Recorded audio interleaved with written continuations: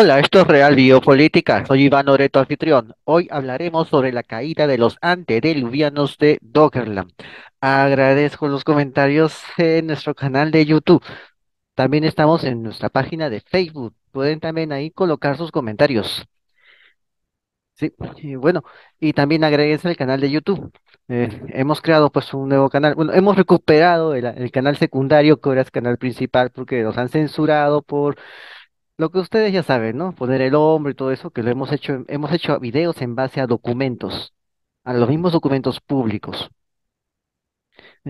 Y bueno, pues nos han sido censurados por eso, ¿no? Puedes entrar en Odyssey, ahí he colocado todo lo que tiene que ver con poner el hombro, los enlaces aquí abajo en la descripción. Solamente pones Real Biopolítica y te van a seguir todas nuestras plataformas. Ahí puedes verlo, Real Biopolítica, todo junto. Ahora vamos a hablar sobre la caída de los antediluvianos de Doggerland. Ya antes hemos hablado de Doggerland, como una especie de, de prefacio. En otro video hemos hablado también de Doggerland, lo puedes encontrar en Facebook. Sí, de repente todavía está en algún canal de YouTube. Tenemos dos canales. Bueno, de repente sigue ahí, ¿no? Porque los demás canales los han quitado y ya todo se ha desaparecido, pero felizmente tenemos todo ahí en, en Facebook. Y lo que no puede estar ni en Facebook ni en YouTube, lo hemos puesto en otros canales, en BitChute, en Telegram, no dice ahí. Bueno, ahora vamos a hablar sobre esto. ¿Qué sucede? El cambio climático. Hubo un cambio climático que hundió parte del norte de Europa en el periodo mesolítico. El mesolítico es la mitad, es el medio, lo que están entre la edad del paleolítico y la edad del neolítico. ¿Qué es lo que caracteriza al mesolítico? Bueno, aparte de algunas cuestiones culturales, ¿no? Eh, caracteriza al mesolítico que durante ese periodo el mar comenzó a crecer. Comenzó poco a poco el mundo a inundarse, a como está ahora. Sí, a como está ahora. Sí. Al final del Mesolítico, el mundo quedó, cuando el Mesolítico termina, acaba, el mundo queda como lo ves ahora. Antes no era así. De eso también hemos hablado cuando hemos hablado del jardín del Edén, ¿no? Bueno, el Mesolítico era distinto, comenzó poco a poco a inundarse. ¿Cómo fue la caída de Doggerland? Primero fue poco a poco. Y luego de golpe, así como va a ser el nuevo reseteo que las élites están planeando para nosotros, de lo cual también hemos hablado aquí repetidas veces en Real Biopolítica, poco a poco y luego de golpe. Lo mismo pasó en Doggerland, que es justamente esta masa continental que está entre Inglaterra y la Europa continental. Porque Inglaterra antes no era una isla. También hemos hablado de que Japón antes no era una isla. Inglaterra tampoco. Bueno, cuando empezaron a encontrarse los vestigios de un mundo perdido en el fondo del Mar del Norte, nadie podía creerlo. Aparecieron por primera vez hace un siglo y medio, cuando la pesca de arrastre se extendió por toda la costa neerlandesa. Sí, toda la costa. El arrastre. O sea, ponen una malla, una red que raspa la superficie oceánica. Y así pescan, pero no solamente pescan este, peces, también terminan pescando otras cosas, hachas, collares, ajuares propios de la edad de piedra. Eso también pescaron. Y se dieron cuenta que había gente que vivía ahí abajo, cuando todavía no se había inundado. Había gente ahí, aldeas y todo ahí, abajo. Se dieron cuenta que antes ahí había tierra y la gente vivía ahí. Los pescadores barrían el lecho marino con sus redes y las subían llenas de lenguados, platijas y otros peces que viven en el fondo del mar. Pero a veces caía sobre la cubierta también algún colmillo enorme o los restos de un uro, ¿no? O sea, un bóvido, ¿no? Un buey salvaje gigante, un uro. Los restos de un rinoceronte lanudo o de alguna otra bestia extinguida. Estas pistas de que las cosas no siempre habían sido como eran, ahora inquietaban a los pescadores, quienes devolvían al mar todo aquello para lo que no tenían explicación. Generaciones después, Dick Moll, un hábil aficionado a la paleontología, convenció a los pescadores para que le facilitasen esos huesos y tomasen nota de las coordenadas exactas del lugar donde los habían encontrado. En 1985, un capitán le entregó una mandíbula humana completa, perfectamente conservada, con los molares desgastados. Dick Moll y su amigo Jan Glimmerby, otro paleontólogo aficionado, hicieron datar el hueso mediante radiocarbono. Resultó que tenía 9500 años de antigüedad.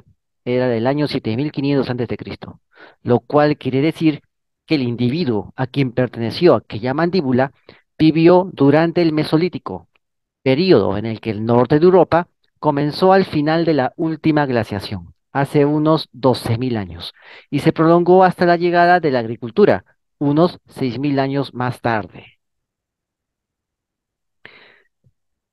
Proviene de un enterramiento, quizás, que ha permanecido intacto desde que aquel mundo desapareció bajo las olas, hace unos 8.000 años, ¿sí? Esa mandíbula.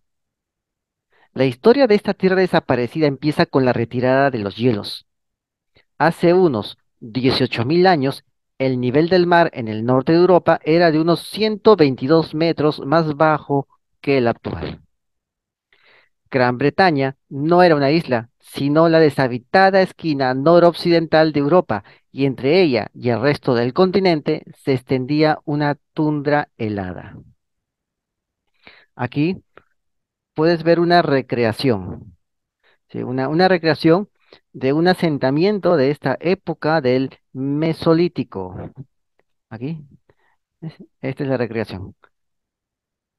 Aquí podemos ver cómo esta tierra sufre el crecimiento de las aguas del mar.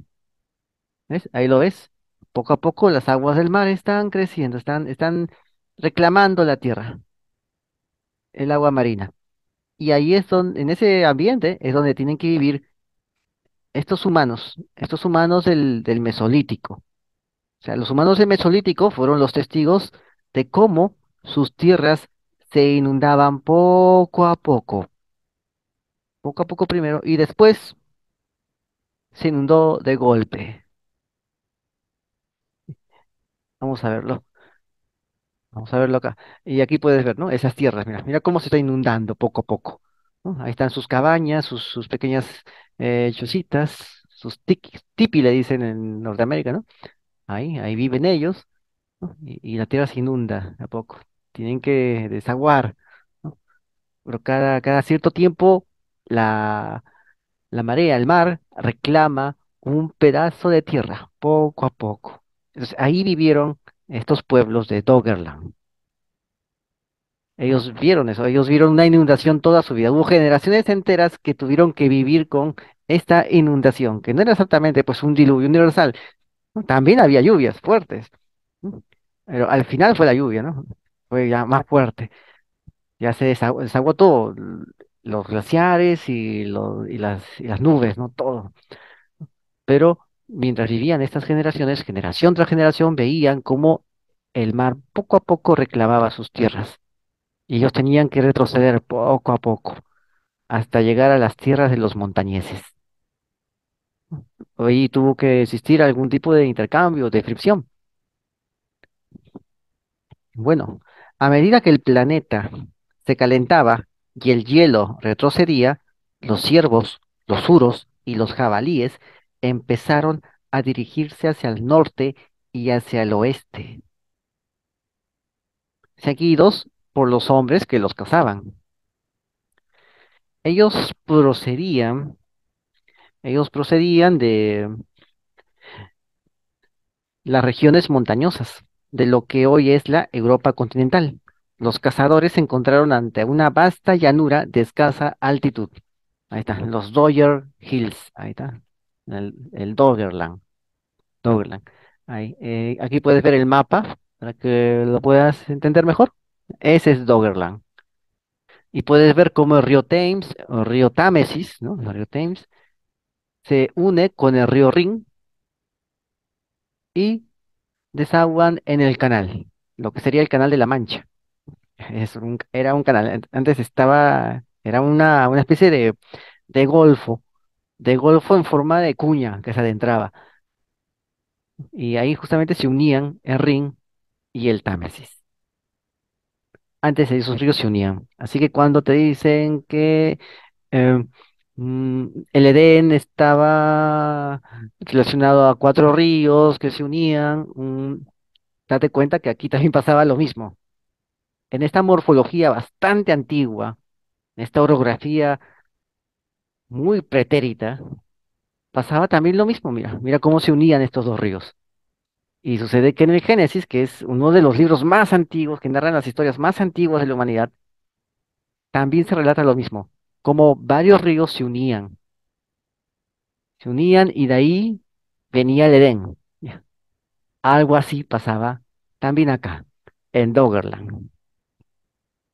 ¿Ves? Ya podemos entender entonces el tema del Génesis, viendo solo cómo era el Rin y el Támesis antes. Es lógico que el mundo no era como ahora, era muy diferente, muy diferente. Había otros ríos, habían otras cordilleras, habían otros lagos. Hemos hablado aquí de los paleolagos, también aquí en Radio Política. Así que la descripción sobre el jardín del Edén no tiene por qué ser falsa. Más bien, como vemos, la forma en que la orografía existía en estos tiempos tan antiguos, la descripción, disculpa, la descripción del jardín del Edén es muy factible.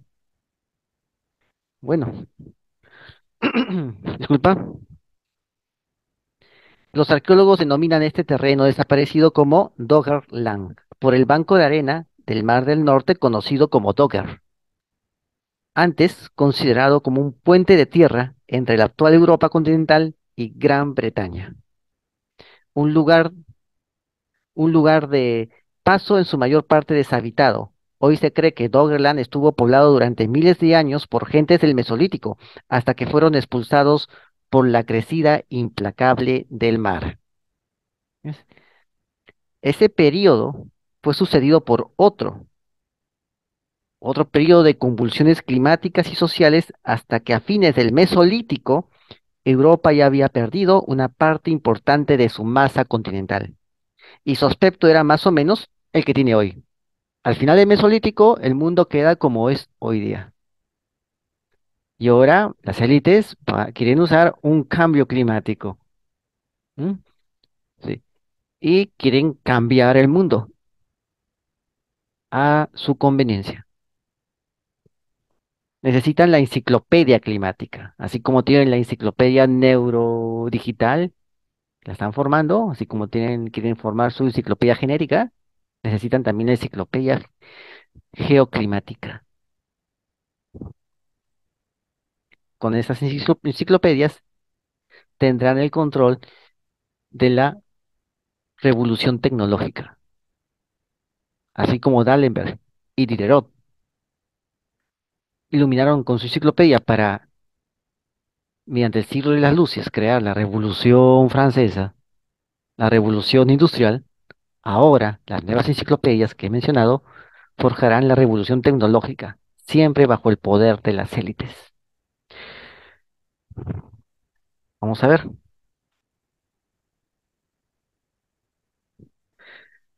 Sucede que muchos expertos ven en Doggerland la clave para entender el Mesolítico en el norte de Europa, así como un referente que debemos tener en cuenta en una época de cambio climático como la actual. O sea, que quieren hacer un paralelismo, ¿no? Un paralelismo. Vamos a ver, acá tienes una esquina del mapa, ahí está el Rin y el Támesis se unían y fluían hacia el sur hasta lo que actualmente es el Canal de la Mancha. Había otros sistemas fluviales para los cuales todavía no hay nombre. En el clima de aquella época, quizás un par de grados más cálidos que el de hoy, los contornos de pantalla se traducirían en suaves colinas onduladas, valles arbolados, exuberantes, pantanos y lagunas. Era un paraíso para los cazadores recolectores. Acá podemos ver en este mapa recreados las tierras emergidas del océano hace miles de años en el norte de Europa. La línea roja señala el límite de la costa. Aquí está, el límite costero. Vamos a verlo acá. Aquí está. La línea roja señala el límite de la costa en la actualidad. Ahí lo ves. Esa es la línea roja. Límite de la costa. Y ahí puedes ver los ríos, todo. Acá puedes ver otra recreación de Doggerland. ¿Ves? Aquí está. Los Dogger Hills. Ah, ahí está. Ahí están los Dogger Hills. Ahí está. ¿Ves? Ahora vamos a entrar acá. ¿Ves? Aquí está. Así se veía Europa antes. Y Doggerland era esa parte de tierras bajas que unían el continente con la isla de Bretaña. Esos dos macizos. Continente e isla de Bretaña. Ahí, con eso ahí se unían. Y Doggerland estaba en medio. ¿Ves? Ahí puedes ver en línea roja, pues es el mundo actual. ¿Ves? Es como se hundió todo. Bueno, vamos a ver. Eh, Como verás, para poder entender esto se necesita arqueología submarina y ese es un coste muy elevado, ¿no? Bueno, pero ahora hay tecnología, ¿no? Hay tecnología. Vamos a ver acá. Acá al costado puedes ver una huella. Vamos a ver también de esa huella. Es una huella de una persona, justamente encontrado ahí, en las zonas de Doggerland, de un humano. Está ahí la huella abajo. Y acá puedes ver Doggerland y Doggerbank, ¿no? Ahí está, Dogger Hills, ¿no? El Doggerbank, el banco de arena. Ahí está, ese es el banco de arena, Doggerbank. Ahí está. Ahí lo puedes ver, ¿no? Ahí son bancos de arena. Ahí es donde por lo general pescan. ¿Ves? Aquí lo puedes ver. Aquí puedes ver todas estas edades antiguas, ¿no? 115.000 años, a 10.000 antes de Cristo, 16.000 antes de Cristo, 8.000 antes de Cristo, 7.000 antes de Cristo, ¿no? Doggerbank, 5.500 antes de Cristo, ¿no? Acá puedes ver cómo evolucionó todo esto, ¿no? ¿Ves? Todo el hielo cubriendo la tierra que en ese tiempo era tierra seca, todavía no, era tierra helada, era, ¿no? Ya no era otro tipo de tierra. Aquí lo puedes ver, ¿ves? Ahí puedes ver la ubicación de Berlín, uno, Ámsterdam, 2 y Londres, 3. Aquí se encontraban ubicados estas ciudades, ¿no? No, ahora están ubicadas estas ciudades aquí, ¿no? Antes pues era un terreno así, de caza, recolección, donde había tribus que errabundeaban. ¿Ves? Ahí lo puedes ver, ¿no? Bueno, voy a seguir. Encontraron entonces la mandíbula humana.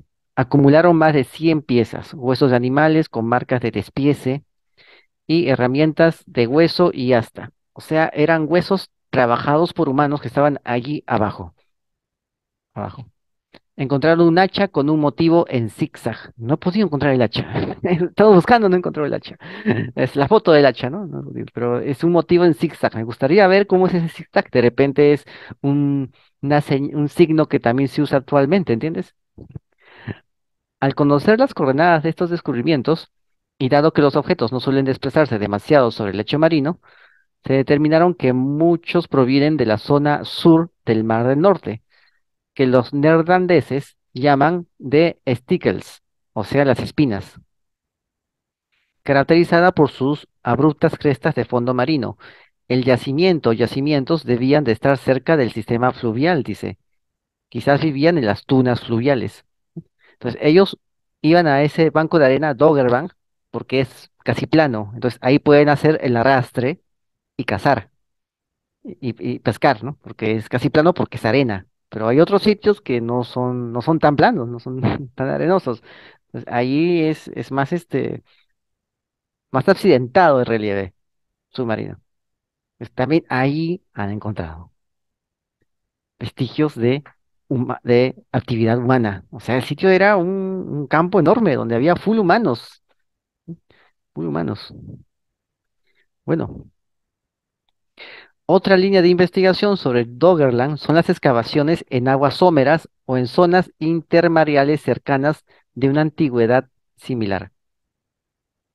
En la década de 1970 y el 80, en un yacimiento llamado Tibring Big, a pocos centímetros perdón, a pocos cientos de metros de la costa de una isla danesa en el mar Báltico, aquí está, en la isla danesa, aquí, en el mar Báltico, ¿qué pasó?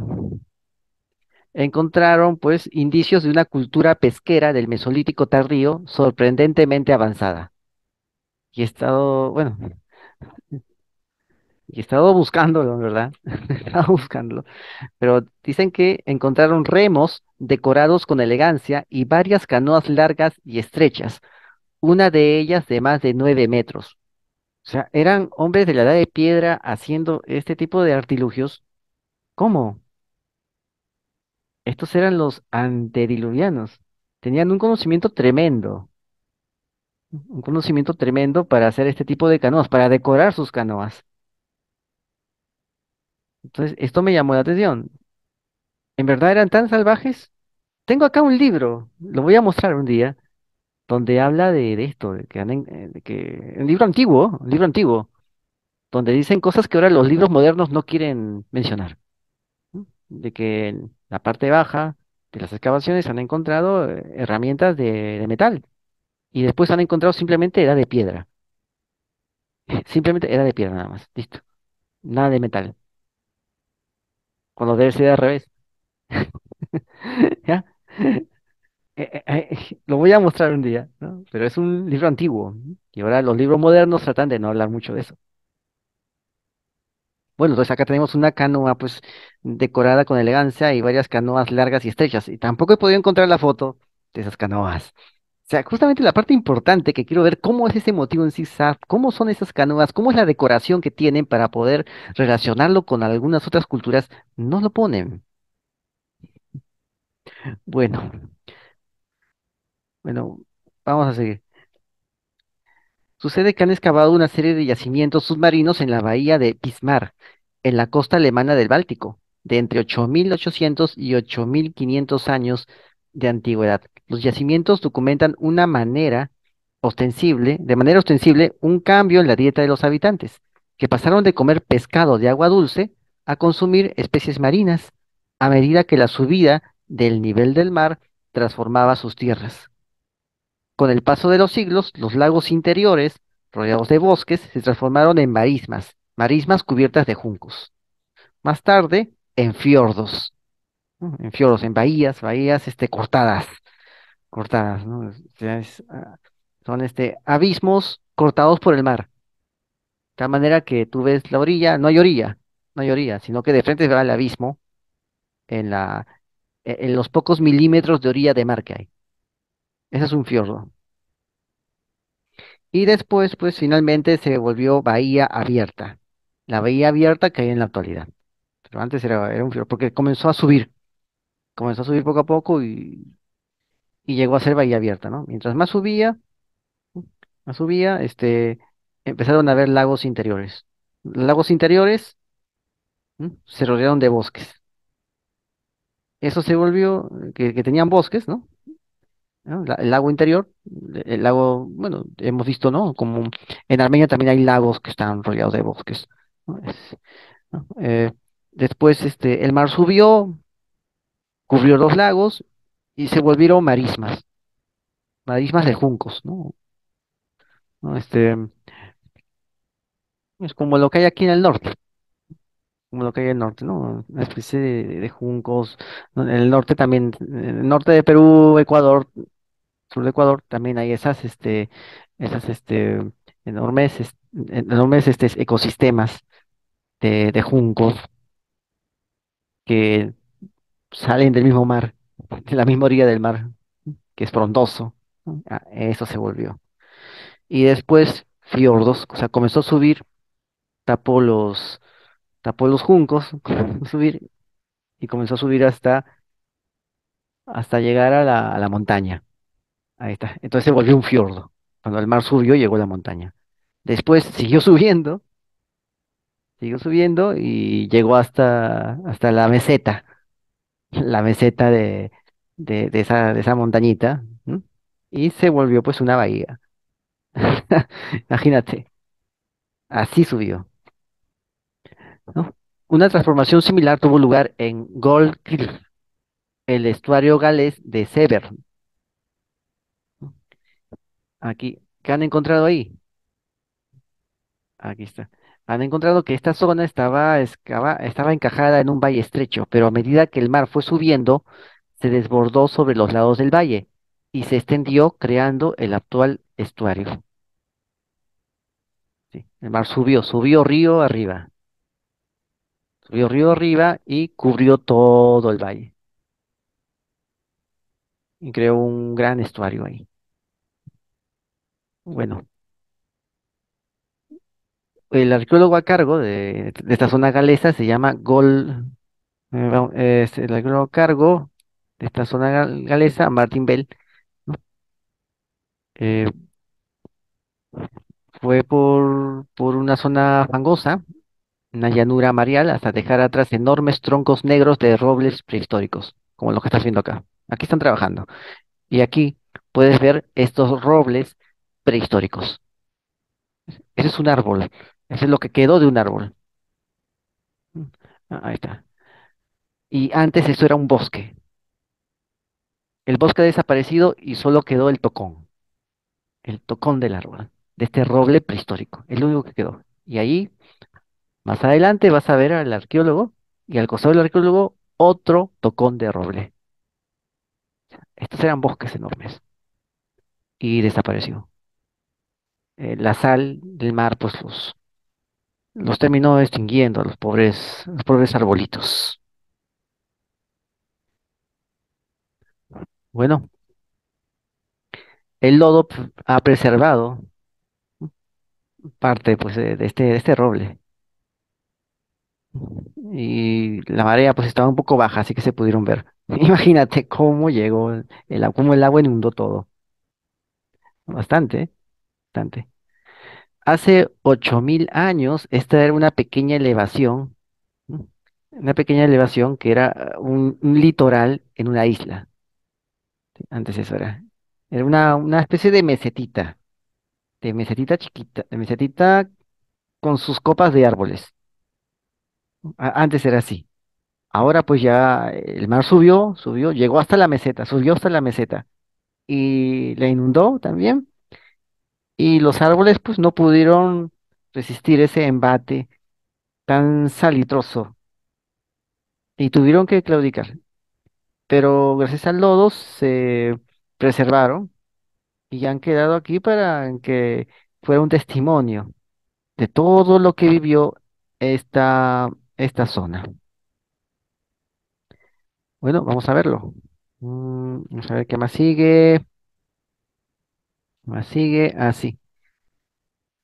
Aquí. Sucede que encontraron en el relieve ¿cómo se llama? En el relieve de este lugar, encontraron 39 huellas dejadas por tres o cuatro individuos de ambas direcciones. Acá hay una de esas huellas. A lo largo de esa orilla. Debían de salir de su campamento para examinar las trampas para peces de un canal cercano. O sea, ellos salían y veían sus trampas para peces. O sea, vivían así. Salían del campamento y caminaban. Por eso aparecen las huellas de entrada y de salida, de ida y venida. Ahí está, ahí puedes verlo. Bueno, aquí puedes ver el estuario, aquí está, el estuario galés de Sever, en Gold Cliff, del cual estábamos hablando. Y ahí encontraron la huella de ese cazador de hace 7.500 años, cuando el nivel del mar registraba una subida gradual. El arqueólogo opina que en algún momento hubo numerosos campamentos en el estuario y que cada uno de ellos estuvo poblado por un grupo familiar de unos 10 individuos. Seguramente no estaban habitados de forma permanente. El más antiguo había quedado sumergido durante las mareas más altas, por lo que está claro que sus ocupantes eran estacionales. Y cada vez que regresaban, construían el campamento un poco más arriba en la ladera, porque el agua crecía, crecía, subía y subía. Lo asombroso es que siguieran volviendo durante siglos, quizás milenios, y que cada vez encontrasen el camino, y que cada vez se encontrasen el camino a través de un paisaje siempre cambiante. Esta población fue testigo de la desaparición de los bosques de robles, tras quedar anegado por el mar. En algún momento estos robles enormes asomarían con sus enormes copas y un día estos robles morirían por la marisma. O sea, debió ser un paisaje extraño, un paisaje bastante desolador ver sus bosques, que ellos vean sus bosques de roble así destruidos por la acción del mar. Debió haberles afectado mucho. El verano y el otoño habrían sido épocas de bonanza en toda la costa, con buena caza, gracias a los animales salvajes que llegaban atraídos por los extensos pastizales de las marismas, el mar lleno de peces y avellanas y bayas en abundancia. Durante las otras estaciones, los grupos se trasladaban a las tierras más altas, siguiendo los afluentes del Severn, los afluentes los afluentes que desembocaban en este mar. Puesto que se trataría de culturas de transmisión oral, los individuos más ancianos serían los guardianes del conocimiento, del medio ambiente. Interpretaban el patrón de las migraciones de las aves y así podrían guiar al grupo sobre cuándo abandonar la costa y migrar hacia las tierras altas, porque de esto dependía también su supervivencia. El hallazgo de grandes concentraciones de objetos sugiere que los pueblos del Mesolítico, al igual que los posteriores cazadores recolectores de América del Norte, se reunían en grandes grupos para celebraciones anuales de tipo social, posiblemente a principios de otoño, cuando llegaban las focas y los salmones. En el oeste de Gran Bretaña, estos encuentros tenían lugar en las cimas de las colinas, los lugares altos. Recuerda que en la Biblia se hacían, los paganos se hacían sus ritos en los lugares altos. Quizás se deba a que eran, a que los lugares altos eran los lugares más seguros y más cómodos para juntarse, debido a que ellos todavía conservaban el recuerdo de la inundación. Es probable que aún conservasen el recuerdo de una inundación. Entonces se les quede por costumbre celebrar, celebrar sus rituales colectivos en los lugares altos, porque es lo mismo que hacían sus ancestros antediluvianos, de la época del final del Mesolítico. Lo mismo que hacían ellos. Ir a los lugares altos a celebrar, porque las marismas poco a poco se iban inundando, las orillas se iban poco a poco inundando. Los lugares altos eran los lugares más seguros, ahí sí, ahí iban. Y quizás por eso en la Biblia aparece también eso, que iban a los lugares altos, las cimas de las colinas, con vista a los cazaderos de focas. Habría sido un momento ideal para que los jóvenes encontrasen pareja y para el intercambio de información sobre otros sistemas fluviales más allá del territorio de cada grupo. Una información cada vez más crucial conforme el mar iba alterando el paisaje. La subida drástica del nivel del mar produjo a un ritmo de 1 o 2 metros por siglo. Por cada siglo era 1 o 2 metros, pero dada la variada topografía, las inundaciones no debieron ser uniformes. En los sitios bajos como Doggerland, el avance del mar convirtió los lagos en estuarios. Mientras más plano y más bajo sea el lugar, más rápida era la inundación. Mientras más montañosa era el lugar, más se ralentizaba esa inundación, menos se notaba. En algún momento estas corrientes, ¿no? Porque había bancos de arena que solo pueden ser creados por fuertes corrientes mareales, cuando se da el avance del mar en Doggerland. Por eso en Doggerland hay un banco de arena, como te acabo de mostrar. En algún momento estas corrientes habrían dificultado el paso de la canoa, que a la larga había creado una barrera permanente a lo que antes habían sido territorios de caza. Estas corrientes que crearon el banco de arena, este, quizás entorpecieron sus actividades.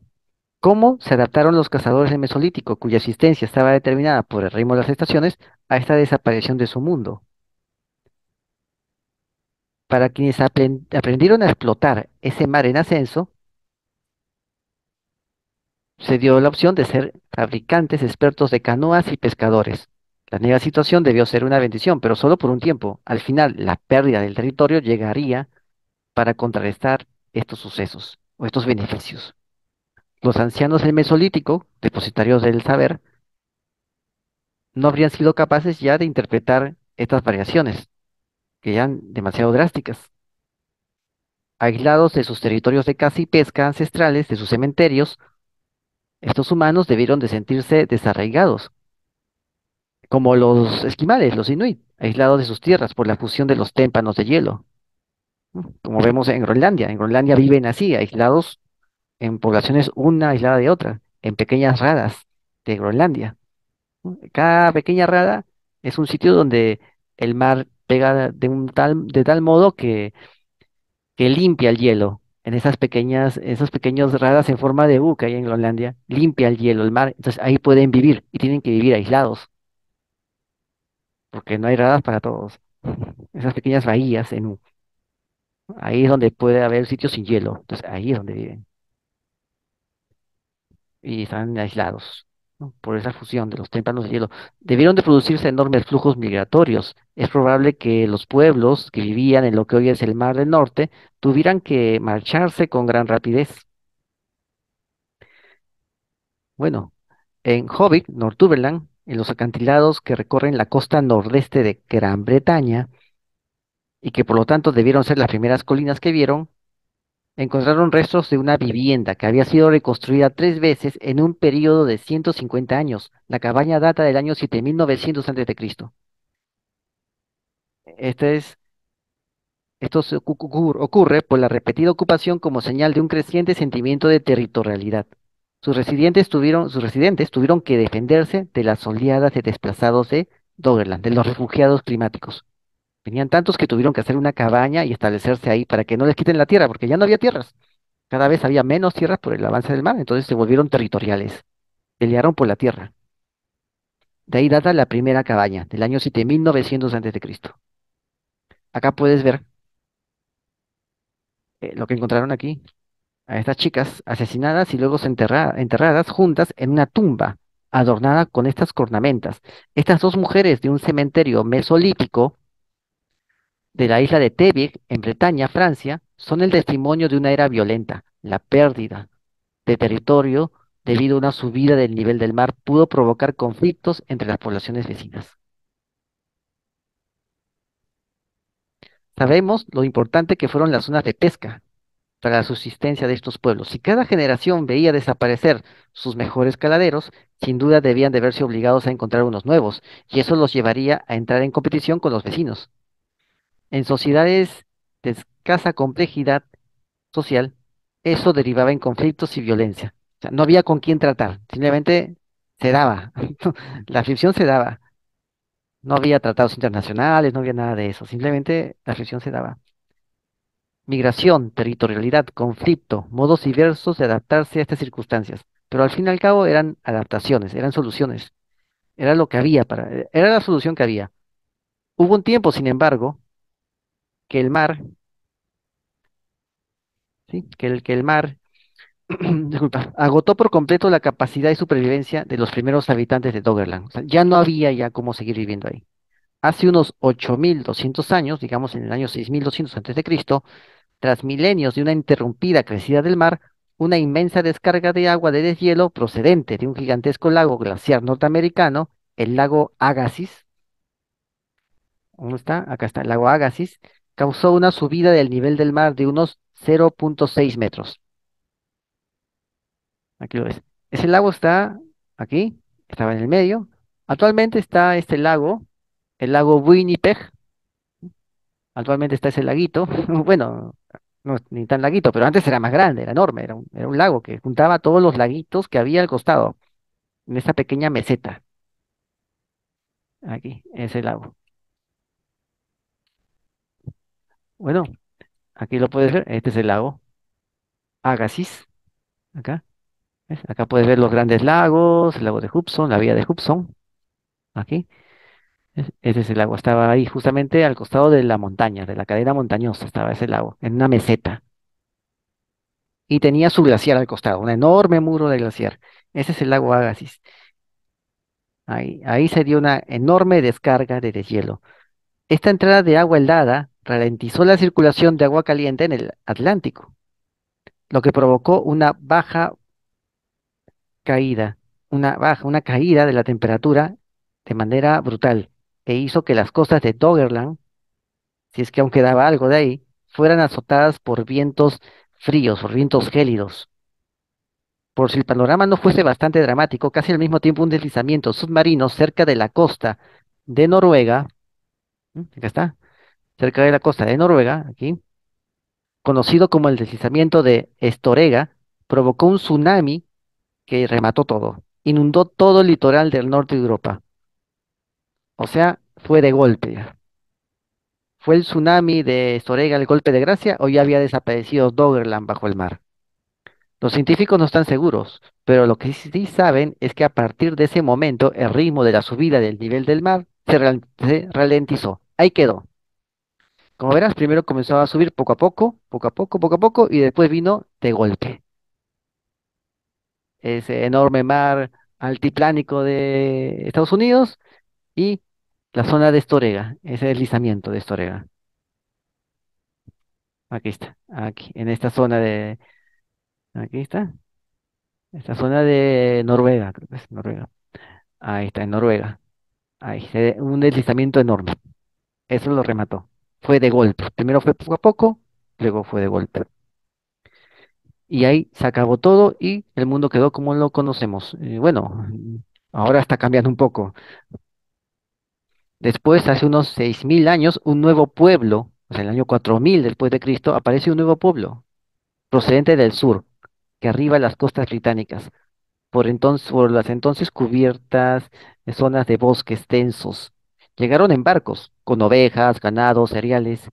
Hoy, los descendientes de aquellos primeros agricultores neolíticos, aunque equipados con una tecnología mucho más sofisticada que la de sus congéneros mesolíticos, se enfrentan una vez más a un futuro con un mar en ascenso. Después ya vinieron ellos, o sea, esos neolíticos que vienen en barco, en embarcaciones de la edad de piedra a Inglaterra, son los que después construyen Stonehenge. Bueno, pues esto fue lo que sucedió aquí en Doggerland. Y como verás, cómo cae Doggerland poco a poco y luego de golpe. Igual como quiere hacer la élite con su gran reseteo. Bueno, acá puede ser. Entonces, acá puedes ver lo que quedó de ese antiguo lago de Agassiz. Bueno, esto fue Radio Política. Suscríbete, comenta, comparte, hazlo viral y no te olvides, la verdad está a la vista. Saludos.